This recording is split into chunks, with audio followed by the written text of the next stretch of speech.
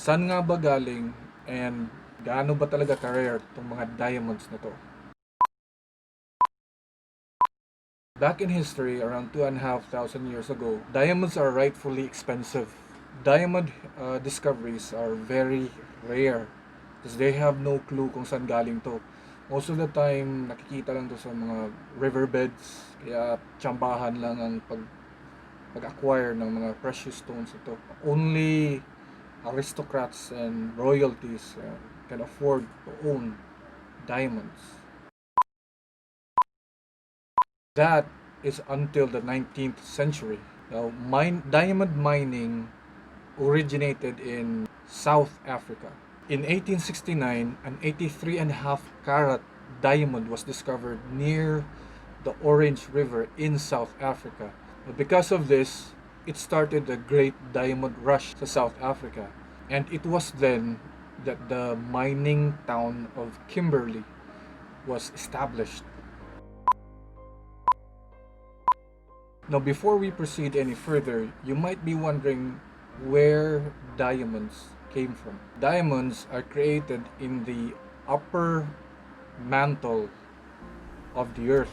Now, under the exact conditions, these diamonds are then pushed to the surface in the kimberlite pipe.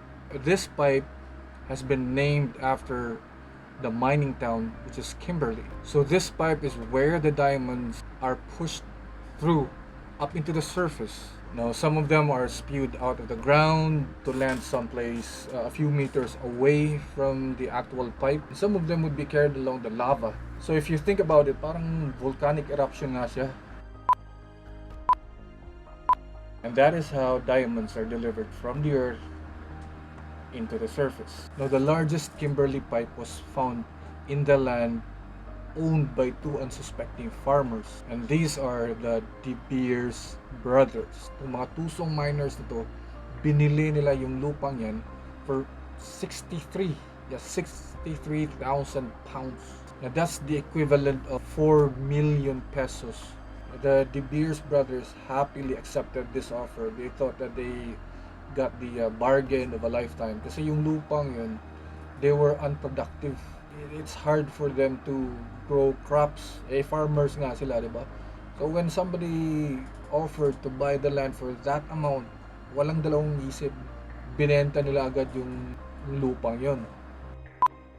Now, of course, lugi sila doon.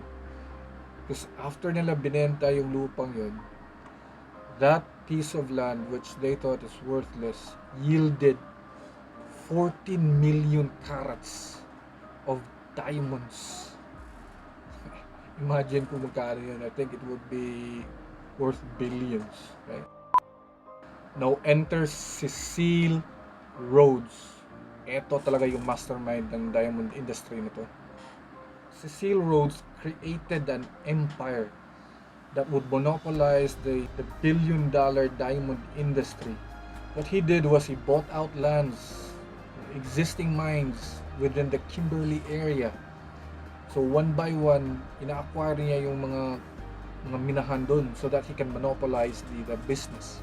In 1888, Cecil Rhodes founded the De Beers Consolidated Mines.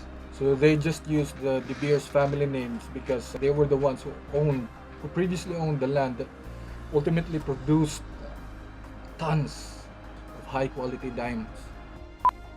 Now guys, it was they who created this illusion that diamonds are rare, but in reality, they are not.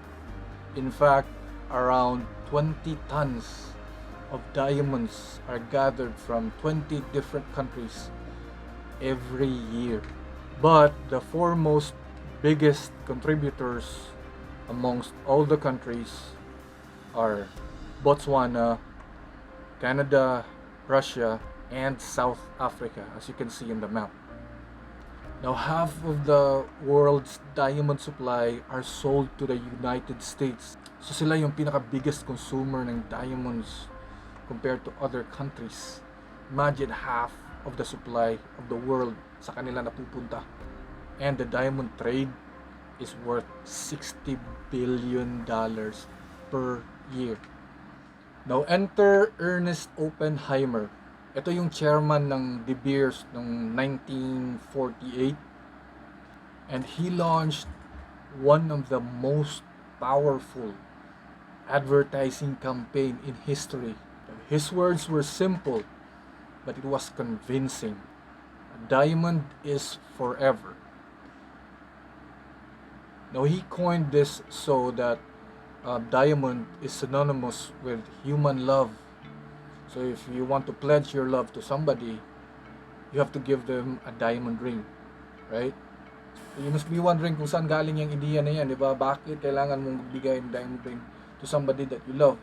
So they instilled this idea to the public, and it was so effective that imagine up until now, some of us still believe.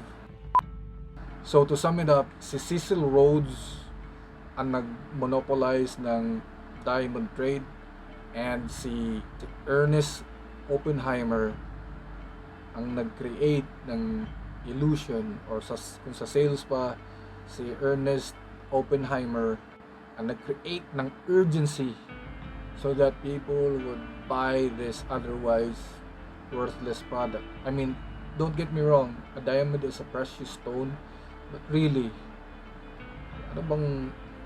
what use is this stone for us? Maybe for technology wise, I heard that they do use diamonds, but for us, for common people, ano bang silbi ng diamante? Di ba wala? Once again, this is Uncle Aki. Thank you so much for watching, and please do subscribe because malaking tulong na din sa akin to. Alright? So guys, see you next time.